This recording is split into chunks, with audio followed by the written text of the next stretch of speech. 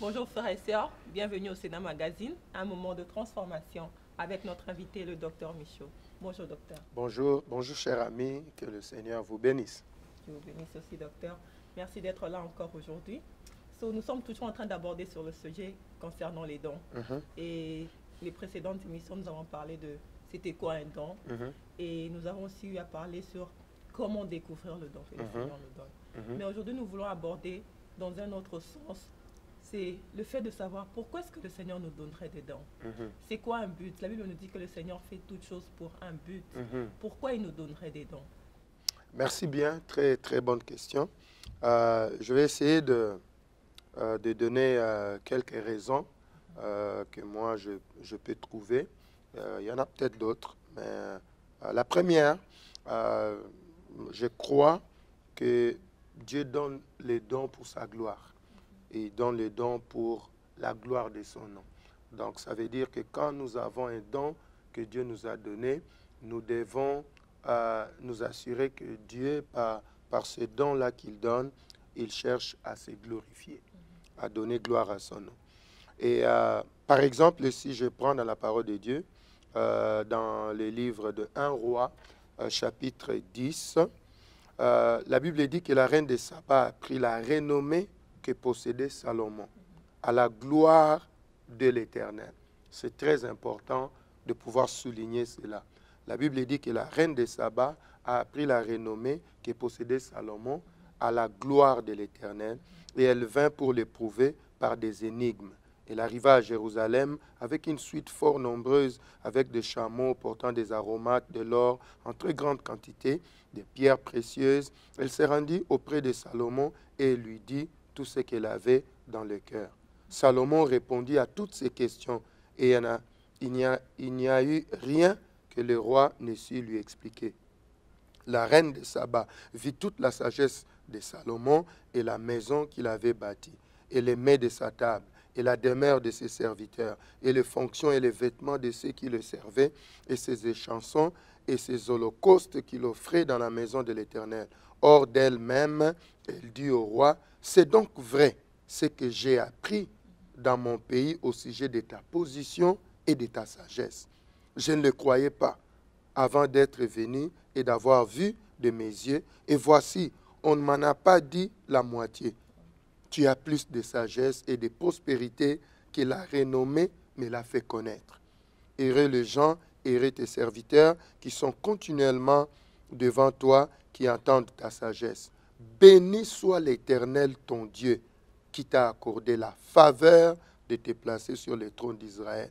C'est parce que l'Éternel aime à toujours Israël qu'il a établi roi pour que tu fasses droit et justice. » Donc on voit là-bas que cette femme, la Bible a dit d'abord, à la gloire de l'Éternel. Donc elle s'est déplacée pour voir la sagesse de Salomon à la gloire de l'Éternel. Et vers la fin, la Bible va dire que la reine a dit, béni soit l'Éternel. Donc toute la sagesse, la gloire, la prospérité qu'elle a vue chez Salomon l'a poussée à glorifier Dieu, à donner gloire à Dieu. Et si on se souvient bien, on verra que quand Salomon devait devenir roi, il avait demandé à Dieu, donne-moi la sagesse. Donc c'est ce que la sagesse, cette grâce-là, ce don-là, d'être sage et d'expliquer des énigmes que Dieu lui a données, à la fin, ça glorifiait Dieu. Donc, docteur Michaud, dans ce cadre ici, le don que le Seigneur nous donne, comme vous l'avez dit, la sagesse, l'intelligence, ce n'est pas pour notre propre gloire, ni pour la gloire d'une quelconque personne, mais c'est pour la gloire du Seigneur. C'est pour la gloire du Seigneur. Parce que, quand, comme on a dit tout à l'heure, il y a des talents et des capacités que Dieu a donnés à des hommes, mais puisque ces hommes-là ne connaissent pas Dieu, ils ne lui rendent pas gloire. Tu vois? Exactement. Et c'est comme ça que la Bible va dire que tous ceux qui respirent glorifient le Seigneur, mais beaucoup qui respirent ne le glorifient pas. Ils ne le reconnaissent pas. Mais normalement, tout ce que Dieu nous a donné devait nous pousser à lui rendre gloire. Donc, et dans Actes des Apôtres, par exemple, au verset 9, la Bible parlant de cette femme-là, Tabitha, qui était dans la ville de Jopé, la Bible dit qu'après qu'on a prié et qu'elle est revenue à la vie, les gens de la ville ont cru. Donc la gloire est allée auprès de Dieu. Alors, je peux aussi parler de l'exemple de Léa, qu'on a cité ici en parlant de son fils Zaboulon, mais ici en parlant de Juda, on a vu que chaque fois que Léa avait un enfant, elle donnait quelque chose, elle disait quelque chose par rapport au mari. Hein? Il va m'aimer, il va s'attacher à moi. À un moment donné, il a dit que maintenant, je vais donner gloire à Dieu. Il dit, cette fois-ci, je louerai l'Éternel. C'est-à-dire qu'il a dit, si un enfant est un don, alors il faut que je loue celui qui m'a donné les dons. Donc, premièrement, vraiment, les dons sont utilisés pour glorifier le Seigneur. Et deuxièmement, je pense que les dons peuvent être aussi donnés par Dieu pour notre bien. Hein? Dieu nous donne les dons pour notre bien. Dans les émissions passées, je pense qu'on avait parlé des Proverbes 19, 14, en disant que quand Dieu donne à un homme et une femme, cet homme-là vient de recevoir un don de la part de Dieu. Et c'est vraiment pour lui faire du bien. Donc, des fois, Dieu donne des choses, Dieu donne même des enfants, Dieu donne des conjoints, des conjointes, pour faire du bien aussi. Donc, il me donne un don, un talent pour me bénir. Pour nous bénir. C'est un Père, Dieu. Dieu, la Bible dit, il bénit même ceux qui ne le connaissent pas. La Bible dit, il envoie la pluie sur les bons et sur les méchants. Il fait pousser les champs de tout le monde. Donc, c'est difficile d'être, par exemple, dans une ville ou dans des fermes, et puis il y a la ferme d'un chrétien, il y a la ferme de celui qui n'est pas encore chrétien, et la pluie tombe et puis s'arrête au milieu pour refuser de mouiller la ferme de celui qui n'est pas chrétien. Donc, Dieu bénit, il bénit les gens et il leur fait du bien.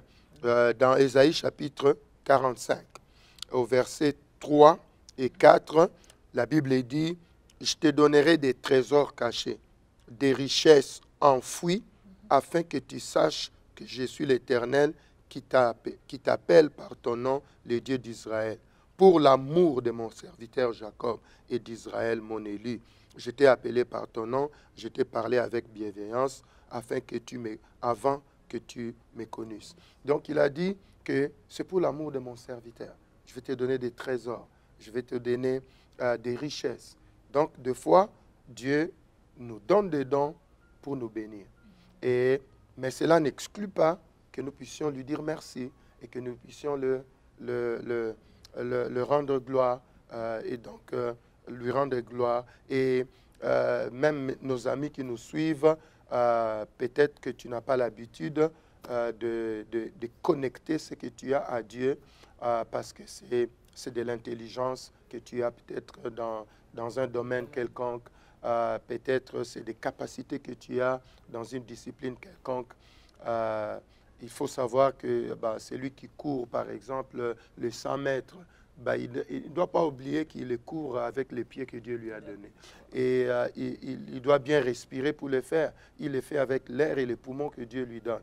Donc, même si à la fin, il va gagner un contrat qui va lui donner de l'argent, mais il peut reconnaître que Dieu lui a donné ces capacités-là. Donc, des fois, Dieu nous bénit pour notre bien. Alors, une autre raison que je peux aussi avancer, c'est que Dieu donne aussi des dons pour l'accomplissement de son plan. Hein? Dieu donne des dons pour l'accomplissement de son plan. Quand Dieu a un plan, il peut donner un don pour que son plan puisse s'accomplir. Qu'est-ce que vous voulez dire par l'accomplissement de son plan? Parce que Dieu a une destinée qu'il peut donner à une personne, à une famille, à une nation. Et Dieu peut donner un don pour permettre que ce plan-là passe dans une autre phase, puisse s'accomplir. Alors, je peux prendre l'exemple de Samson, hein, dans J chapitre 13. Dieu a donné cet enfant-là à une femme stérile en disant, j'ai un plan pour délivrer Israël. Israël est dominé par un ennemi, alors moi, j'ai besoin de délivrer mon peuple et je passe par toi pour donner un don à Israël pour que mon plan puisse s'accomplir.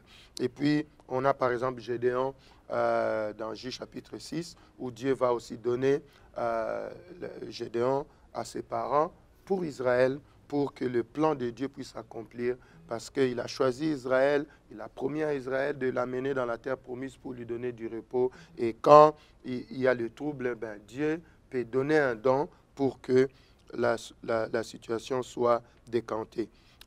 Sur ce point-là, un exemple merveilleux que je peux donner, c'est dans Luc chapitre 1. Luc chapitre 1, verset 13 au verset 15. La Bible va dire ceci. Mais l'ange lui dit, ne crains point Zacharie, car ta prière a été exaucée. Ta femme Élisabeth enfantera un fils et tu lui donneras les noms des gens. On a dit tout à l'heure, ou bien dans les émissions passées, on a aussi dit cela, qu'on peut avoir un enfant. Et Léa avait dit, on a vu ça dans l'émission passée, que Léa avait dit que l'enfant que j'ai eu est un don que Dieu m'a donné. Donc ici, Zacharie venait d'avoir un don. Et la Bible continue dans Luc 1,14. Il sera pour toi un sujet de joie et d'allégresse, et plusieurs se réjouiront de sa naissance. Et dans le verset 15, la Bible dit, car il sera grand devant le Seigneur. Il ne boira ni vin, ni liqueur enivrante, et il sera rempli de l'Esprit Saint dès le sein de sa mère. Au verset 14, j'aime comment le Seigneur mélange ces deux aspects, pourquoi il donne les dons. Il dit, il sera pour toi un sujet de joie. Donc, il a dit à Zacharie, Jean-Baptiste va d'abord te bénir aussi, toi. Donc, il sera pour toi, pas pour Israël, pour toi d'abord, un sujet de joie. Et pour Israël, il va faire quelque chose. Donc, il dit dans le verset 15, il sera grand devant l'Éternel. Et dans le verset 16, il dit, il ramènera plusieurs des fils d'Israël au Seigneur leur Dieu. Il marchera devant Dieu avec l'esprit et la puissance d'Élie pour ramener le cœur des pères vers les enfants et les rebelles à la sagesse de juste, afin de préparer au Seigneur un peuple bien disposé. Parce que le Seigneur avait un plan d'amener le Messie. Alors il voulait que le peuple soit bien disposé avant de recevoir le Messie. Et il dit à cet homme-là, et vraiment c'est une histoire qui est très très merveilleuse, il dit, le même enfant te bénira. C'est un don, je te fais du bien. Tu vas célébrer la fin de la stérilité et la joie pour toi et les gens qui seront autour de toi. Mais pour moi, le Seigneur, j'ai aussi un autre plan. Israël doit se préparer parce que le Messie arrive.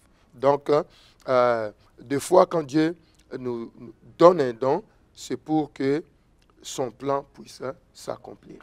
Docteur Michaud, dans ce sens ici, ce que je trouve vraiment sublime, c'est que au-delà du fait que le Seigneur peut nous donner des capacités, des dons, des habiletés, mais il peut utiliser une personne comme un don pour sa famille, peut-être comme il l'a fait avec Zacharie. Yeah.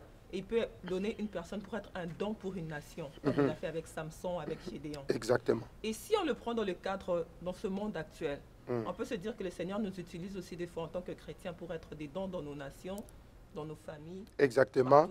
Et dans l'Église aussi. Dans l'Église, donc, merci beaucoup, Sœur Grace, parce que ça m'amène à mon quatrième point, et peut-être le dernier que je pourrais donner aujourd'hui, c'est que Dieu donne les dons pour le bien de son œuvre et celui des autres. Donc, et là, on devient une bénédiction. Dans l'une des émissions passées, on avait dit dans 1 Pierre chapitre 4, verset 10, comme des bons dispensateurs des diverses grâces de Dieu, que chacun de vous mette au service des autres le don qu'il a reçu. Donc, des fois, Dieu nous donne des dons et pour sa gloire, il donne les dons pour notre bien, il donne les dons pour accomplir son plan, il donne les dons aussi pour que nous puissions servir quelqu'un, servir les autres. Donc, une personne, un frère, une sœur, une église, une ville et une nation.